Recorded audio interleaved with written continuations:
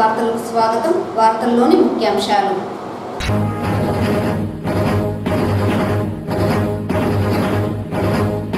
రాష్ట్ర ముఖ్యమంత్రి చంద్రబాబు నాయుడు కుప్పం పర్యటనలో భాగంగా అవసరమైన అన్ని ఏర్పాట్లను పకడ్బందీగా పూర్తి చేయాలి. జిల్లా కలెక్టర్ షణ్మోహన్ ఆదేశం.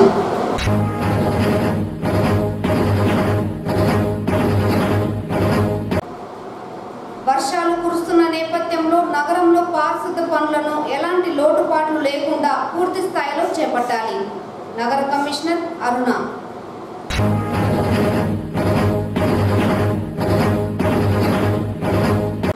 బాల కార్మిక వ్యవస్థ నిర్మూలనకు ప్రతి ఒక్కరూ భాగస్వామ్యం కావాలి. జిల్లా కార్మిక శాఖ అధికారి ఓంకార్ రావు పిలుపు. వార్తల్లోని వివరాలు. రాష్ట్ర ముఖ్యమంత్రి నారా చంద్రబాబు నాయుడు కుప్పం పర్యటన నిమిత్తం ఏర్పాట్లను జిల్లా కలెక్టర్ షణ్మోహన్ పరిశీలించారు. పర్యటనలో భాగంగా రూట్ మ్యాప్లను సిద్ధం చేయాలని సంబంధిత అధికారులకు ఆదేశాలు జారీ చేశారు.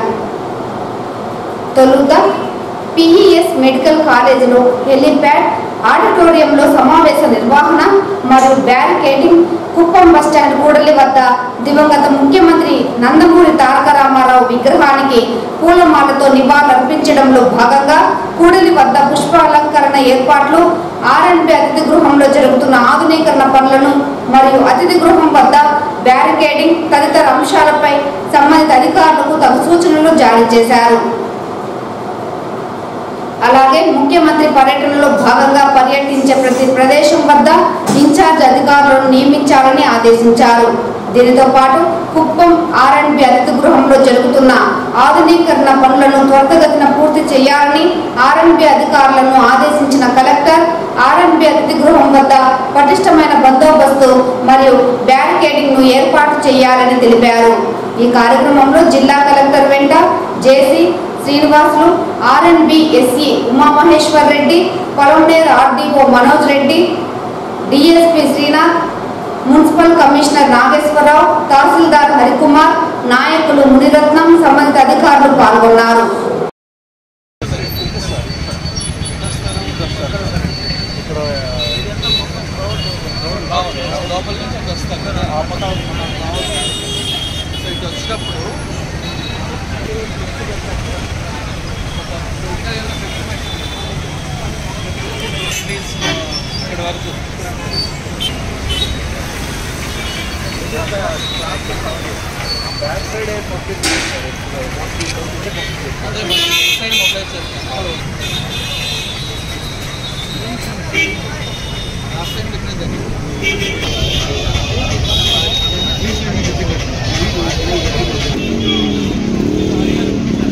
వర్షాలు కురుస్తున్న నేపథ్యంలో నగరంలో లోతట్టు ప్రాంతాలు, మేజర్ డ్రైన్లు, కూడళ్లు, కాలనీల్లో ప్రత్యేక పారిశుద్ధ పనులు చేపట్టాలని కమిషనర్ అరుణ నగరపాలక ప్రజారోగ్య విభాగం అధికారులను ఆదేశించారు. శనివారం కమిషనర్ నగరంలోని ప్రధాన కూడళ్లు, పొలంనేరు రోడ్డు, సంజయ్ గాంధీ నగర్, ఇరువారం వంతెన, సాంబయ్య కండ్రిగా, కొంగారెడ్డిపల్లి తదితర ప్రాంతాల్లో విస్తృతంగా పర్యటించి పారిశుద్ధ పనులను తనిఖీ చేశారు. వర్షాలు కురుస్తున్న నేపథ్యంలో ప్రస్తుతం చేస్తున్న మురుగునీటి కాలువల్లో పూడికతీత పనులను మరింత పక్కాగా చేపట్టాలని ఆదేశించారు. వర్షపు నీటితో ఎక్కడా ప్రజలు ఇబ్బంది లేకుండా చూడాలన్నారు. కల్వర్టులు, కాలనీలలో, లోతట్టు ప్రాంతాలలో నీరు నిల్వ చేరకుండా తీసుకోవాల్సిన చర్యలపై మార్గనిర్దేశం చేశారు.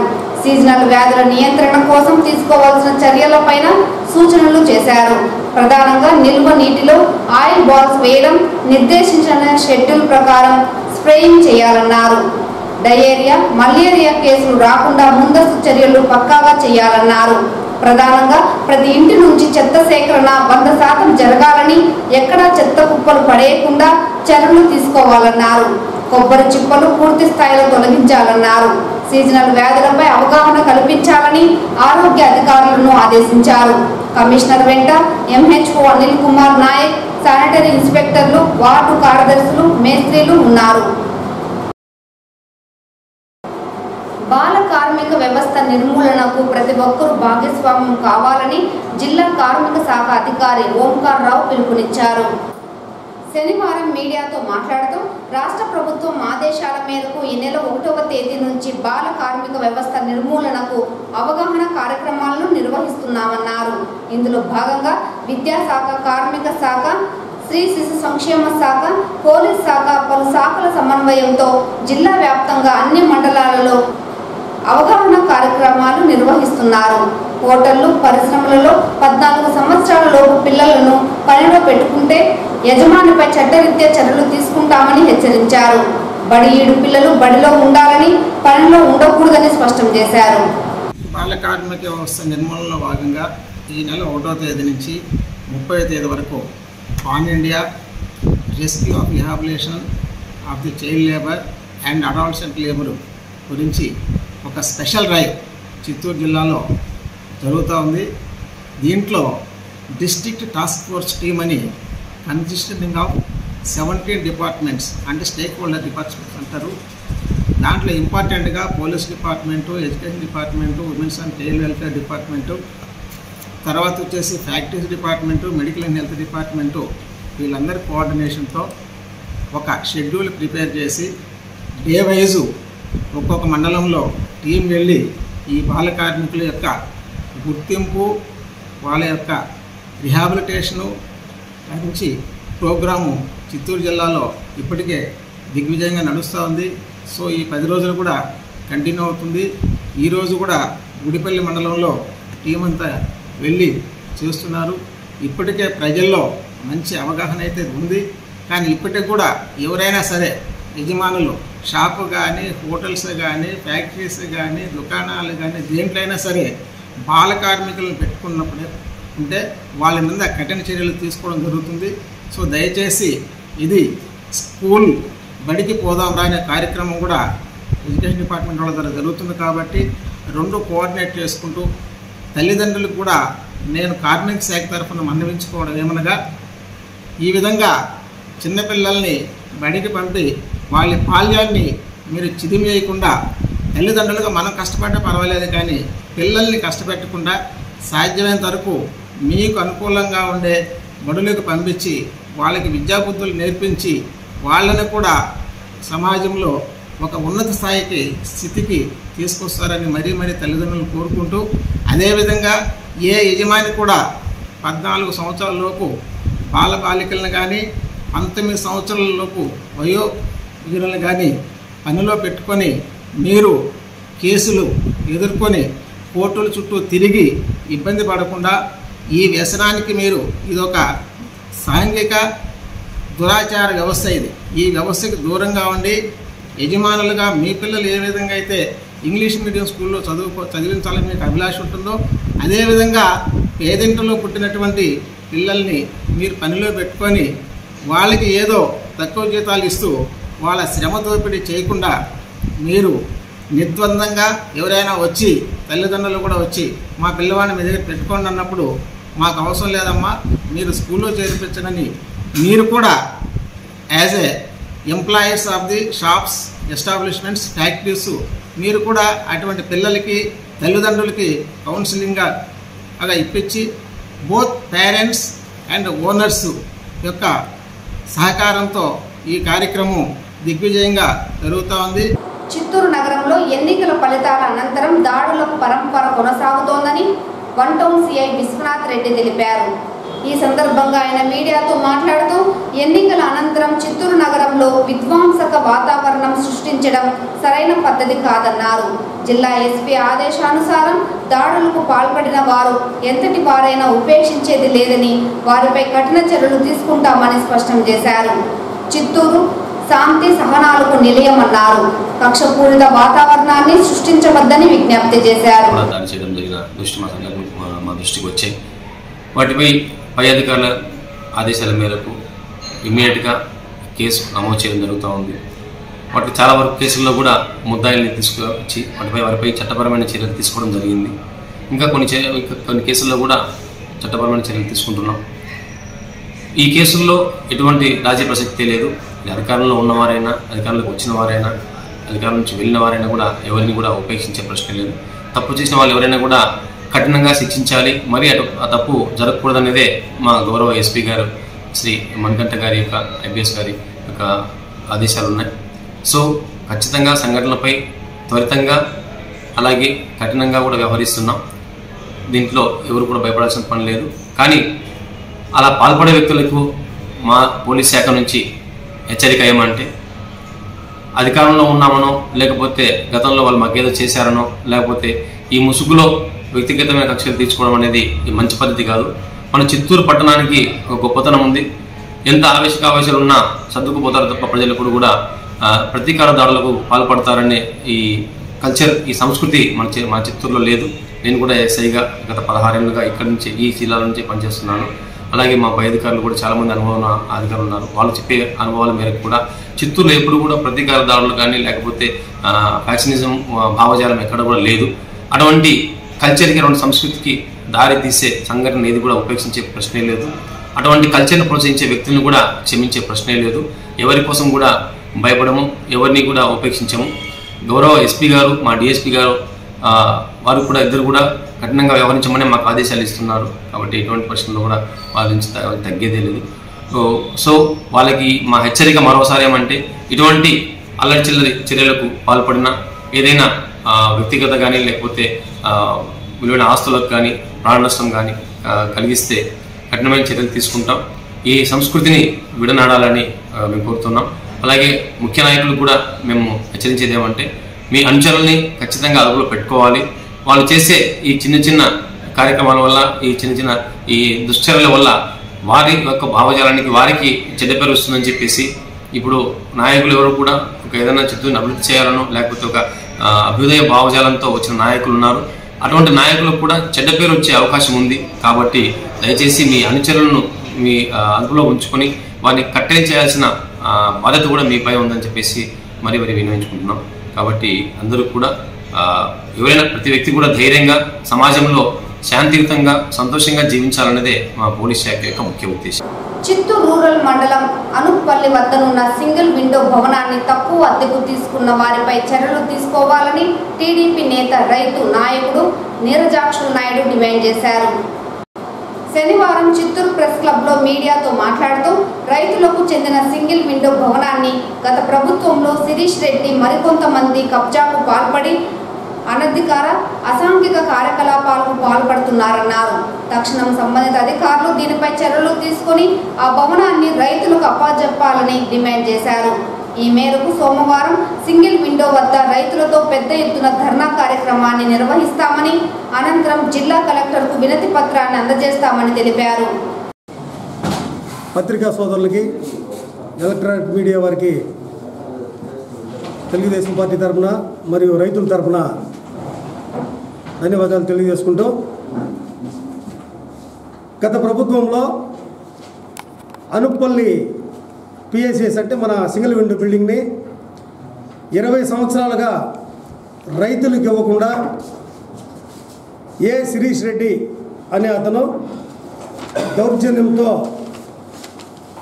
ఆక్యుపై చేసుకొని ఏసీలు పెట్టుకొని వాళ్ళ వ్యాపారాలు సాగిస్తూ ఉన్నారు. అక్కడ ప్రజలు కట్టినటువంటి సింగిల్ విండో బిల్డింగ్లో అనధికార కార్యకలాపాలు చేస్తూ ఉన్నారు. ఇది అడిగితే కేసులు పెట్టి ఇబ్బందులు పెడతామని బెదిరిస్తారు. వాళ్ళకి గత ప్రభుత్వం 31 తేదీ 6 నెల 2023లో ఒక దొంగ అగ్రిమెంట్ ఒకటి రెడీ చేసి, నాన్ రిజిస్టర్డ్ రెడీ చేసి 3000 రూపాయలు అడ్వాన్సు, 1500 రూపాయలు బాడుగా. అంత పెద్ద బిల్డింగ్కి గంగాసాగరం అనుప్పల్లి ఏరియాలో కనీసం రేకులింటికి కూడా 3000 నుంచి 10,000 రూపాయల వరకు బాడుగులు ఉన్నాయి. అక్కడ వీళ్ళు అధికార దుర్వినియోగంతో హ్యాండ్ ఓవర్ చేసుకొని రైతుల డబ్బు నెలకు 7,500 రూపాయలు ఏఎస్ఎం మున్సిపల్ కాంప్లెక్స్లో సింగిల్ విండో వాడికి మార్చినారు. ఇప్పుడు మండలానికి ఒక సింగిల్ విండో ఉంది. అందరికీ సౌకర్యమైన ఏరియా గంగాసాగరం, బస్ స్టాప్ ఉంది, ఆటో సౌకర్యం ఉంది, బస్సు సౌకర్యం ఉంది, ఏ ఇబ్బంది లేదు అక్కడ. దాన్ని దౌర్జన్యంగా వీళ్ళు హ్యాండ్ ఓవర్ చేసుకొని ఇప్పుడు రైతులు అడుగుతూ ఉంటే అట్లు సిబ్బందిని ఇట్లు రైతుల్ని బెదిరిస్తూ ఉన్నారు. వీళ్ళకందరికీ కూడా వీళ్ళు 3-4 పార్ట్నర్స్ కోడిగుడ్లు వ్యాపారం చేస్తారో ఏం చేస్తారో. మొన్న ఎలక్షన్ అప్పుడు కూడా అక్కడనే డ్రింక్ చేయడం, పక్కనే స్కూల్ ఉంది, 80 మంది విద్యార్థులు చదువుకుంటూ ఉన్నారు, ఒకే కాంపౌండ్ అడ్డం రోడ్డు పక్కన. అక్కడనే తాగడం, దౌర్జన్యాలు చేయడం, డబ్బులు పంచడం మిస్యూజ్ చేస్తుంటారు ఆ బిల్డింగ్ని. కనీసము అనుప్పల్లి సింగిల్ విండో అనే బోర్డు కూడా మొత్తం సున్నం కూడా వేసినారు వీళ్ళ బాబు సొత్తు మారి. ఇది తప్ప అవునా కాదా? ఇది అడిగితే మమ్మల్ని అంతా బెదిరిస్తారు. డయేరియా విషయంలో నిర్లక్ష్యం తగదని మెరుగైన వైద్య సేవలు అందించేందుకు వైద్య ఆరోగ్య శాఖ సంబంధిత శాఖలు సమన్వయంతో పనిచేయాలని జిల్లా కలెక్టర్ షణ్మోహన్ ఆదేశించారు.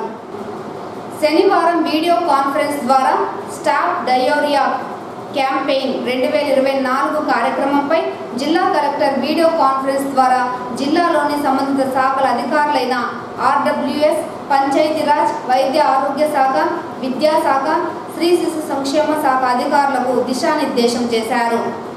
ఈ సందర్భంగా జిల్లా కలెక్టర్ మాట్లాడుతూ డయేరియా నియంత్రణ, వ్యక్తిగత పరిశుభ్రతపై ప్రజల్లో అవగాహన కల్పించేందుకు జూలై 1 నుండి ఆగస్టు 31వ తేదీ వరకు 2 నెలల పాటు ప్రచార కార్యక్రమాలు నిర్వహించాలన్నారు.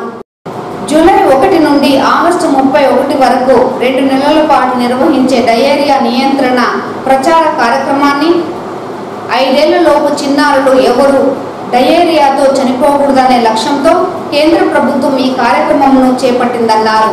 ఈ కార్యక్రమంలో భాగంగా వ్యక్తిగత పరిశుభ్రత, చేతులను శుభ్రంగా ఉంచుకోవడం, వ్యర్థాల సక్రమ నిర్వహణ, సురక్షిత తాగునీరు, ఫంక్షనల్ టాయిలెట్స్ పై ఇంటింట ప్రచార కార్యక్రమం చేపట్టి ఓఆర్ఎస్ ప్యాకెట్లు, జింక్ టాబ్లెట్లు పంపిణీకి చర్యలు తీసుకోవాల్సి ఉంటుందన్నారు. అదేవిధంగా రోటా వైరస్, మీజిల్స్ ఇంజెక్షన్లు వేయడం వంటి ముందు జాగ్రత్త చర్యలు తీసుకోవాల్సి ఉంటుందని తెలిపారు. హై రిస్క్ ఏరియాలో ర్యాపిడ్ యాక్షన్ చర్యలు తీసుకోవాల్సి ఉంటుందని, సంబంధిత శాఖల భాగస్వామ్యంతో పాటు వివిధ స్వచ్ఛంద సంస్థలను కూడా ప్రచార కార్యక్రమంలో భాగస్వాములను చేయాల్సి ఉంటుందన్నారు. డయేరియా నియంత్రణకు కట్టుదిట్టమైన చర్యలు తీసుకోవాలన్నారు.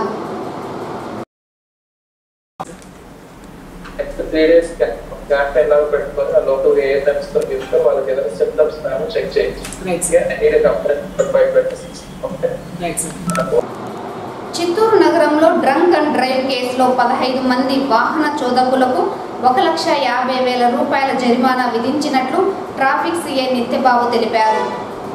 ఈ మేరకు ఆయన మీడియాకు వెల్లడిస్తూ మద్యం సేవించి వాహనాలు నడపరాదని సూచించారు. దాదాపు ఇప్పటి వరకు 50 మందికి డ్రంక్ అండ్ డ్రైవ్ కేసులో ఒక్కొక్కరికి 10,000 రూపాయల చొప్పున జరిమానా విధించడం జరిగిందన్నారు. మొదటిసారి పట్టుబడితే 10,000 రూపాయలు జరిమానా, 6 నెలలు జైలు శిక్ష ఉంటుందన్నారు. రెండవసారి పట్టుబడితే 15,000 రూపాయల జరిమానా, 3 ఏళ్లు జైలు శిక్ష తప్పదని హెచ్చరించారు. నమస్కారం.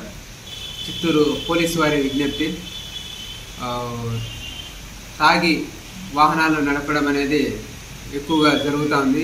ఇందులో భాగంగా జిల్లా SP Shri Manikanta Chandola IPS sir వారి ఉత్తర్వుల మేరకు, Chittoor DSP sir Rajagopal Reddy sir సూచనల మేరకు మేము విస్తృతంగా వాహన తనిఖీలు చేసి తాగి వాహనాలు నడిపే వారిపైన కేసులను, డ్రంక్ అండ్ డ్రైవ్ కేసులను బుక్ చేసి కోర్టులో హాజరుపరుస్తున్నాము. అందులో భాగంగా ఈరోజు 15 మందిని కోర్టులో ప్రొడ్యూస్ చేస్తే గౌరవ principal junior civil judge madam Umadevi madam గారు ఒక్కొక్కరికి 10,000 రూపాయల చొప్పున 1,50,000 రూపాయలు జరిమానా విధించడం జరిగింది. ఇది గత నెల రోజుల నుంచి తీసుకుంటే కూడా దాదాపు 50 మందికి పైన ఈ డ్రంక్ అండ్ డ్రైవ్ కేసుల్లో కోర్టులో హాజరుపరిస్తే జరిమానాలు విధించడం జరిగింది. అయినా కూడా తాగి వాహనాలు నడిపే వాళ్ళ ఇది యథావిధిగా జరుగుతూనే ఉంది. ఇది ఏమాత్రము సొసైటీకి మంచిది కాదు, ప్రజా భద్రతకు మంచిది కాదు. దయచేసి అందరికీ విజ్ఞప్తి, తాగి వాహనాలు ఎవరు నడపొద్దండి. మీకు మీ కుటుంబానికి శోకాన్ని మిగిలించవద్దండి. ఎదుటివారి యొక్క భద్రతను కూడా దృష్టిలో ఉంచుకొని ఎవరు తాగి వాహనాలు నడపొద్దని చెప్పేసి విజ్ఞప్తి చేస్తున్నాము. ఇది మొదటిసారి అయితే 10,000 రూపాయలు, 6 నెలలు లేదా 6 నెలలు జైలు శిక్ష లేదా 2 విధించే అవకాశం ఉంది. రెండవసారి తాగి వాహనాలు నడిపితే 15,000 రూపాయలు, 3 సంవత్సరాల వరకు జైలు శిక్ష విధించే అవకాశం ఉంది. కాబట్టి దయచేసి ఎవరు తాగి వాహనాలు నడపొద్దని చెప్పేసి విజ్ఞప్తి చేస్తున్నాము. ఇంకా విస్తృతంగా తనిఖీలు చేస్తాము, ఎక్కువ కేసులు బుక్ చేస్తాము. దయచేసి గమనించగలరు. ప్రజలు కూడా దీనికి సహకరించాలని చెప్పేసి విజ్ఞప్తి చేస్తున్నాము. Thank you. నాణ్యమైన నెయ్యి, శనగపిండి, యాలకులు ఉపయోగించి మరింత రుచికరంగా లడ్డూల శాంపిల్స్ తయారు చేసి నాణ్యతను పరిశీలించాలని టీటీడీ ఈవో శ్యామలారావు పోర్టు కార్మికులను ఆదేశించారు. తిరుమలలోని గోకులం విశ్రాంతి గృహంలో శుక్రవారం లడ్డూ తయారీపై జేఈఓ వీరబ్రహ్మం, సివిఎస్ఓ నరసింహకిషోర్తో కలిసి సమీక్షా సమావేశం నిర్వహించారు. లడ్డూ తయారీలో ఉన్న సమస్యలు, నాణ్యత లోపంపై వస్తున్న విమర్శలకు గల కారణాలను ఈవో పోర్టు కార్మికులను అడిగి తెలుసుకున్నారు. ఈ సందర్భంగా పోర్టు కార్మికులు లడ్డూల తయారీలో వినియోగిస్తున్న శనగపిండి, నెయ్యి, యాలకుల నాణ్యతను పెంపొందించాలని అభిప్రాయపడ్డారు. అంతేకాకుండా పనిభారం పెరగడంతో అదనపు సిబ్బందిని తదనుగుణంగా నియమించాలని వారు ఈవోకు విన్నవించారు. అన్ని ముడి సరుకులను టెండర్ల ద్వారా సేకరిస్తున్నామని, తక్కువ ధరకు తెలిపిన వారి వద్ద నుండి కొనుగోలు చేస్తామని సంబంధిత అధికారులు ఈవోకు వివరించారు. అధికారులు పోర్టు కార్మికుల సలహాలు, సూచనలు విన్న తరువాత ఈవో మాట్లాడుతూ అత్యంత నాణ్యమైన నెయ్యి మరియు ఇతర పదార్థాలను ఉపయోగించి రుచికరమైన లడ్డూల నమూనాను తయారు చేసి రుచి, నాణ్యతను పరిశీలించాలని కోరారు. ఈ సమావేశంలో శ్రీవారి ఆలయ deputy EO Lokanatham, AEO Srinivasulu, విశ్రాంత ఏఈఓలు శ్రీనివాసన్, వసంతారావు తదితరులు పాల్గొన్నారు.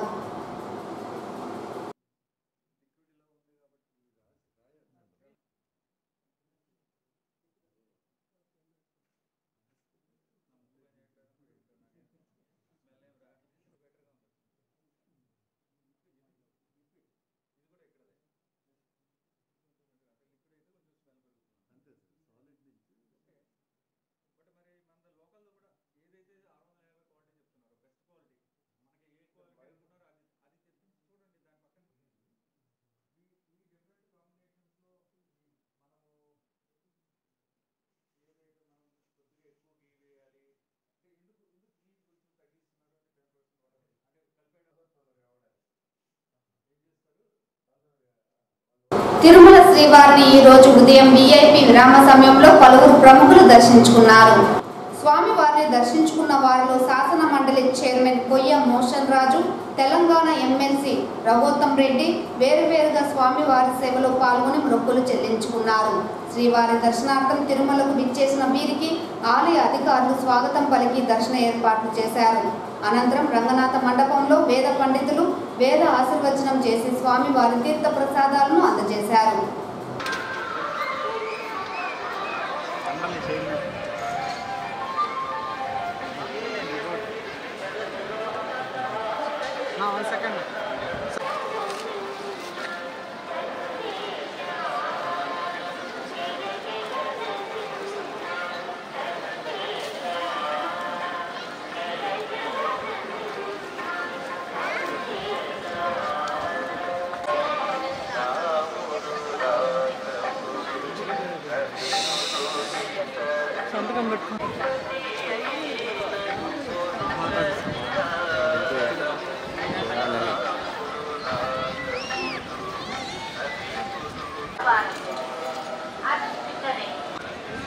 के पवित्र के पवित्र के वरलक्ष्मी के वरलक्ष्मी ఈ వార్తలు ఇంతటితో సమాప్తం. నమస్కారం.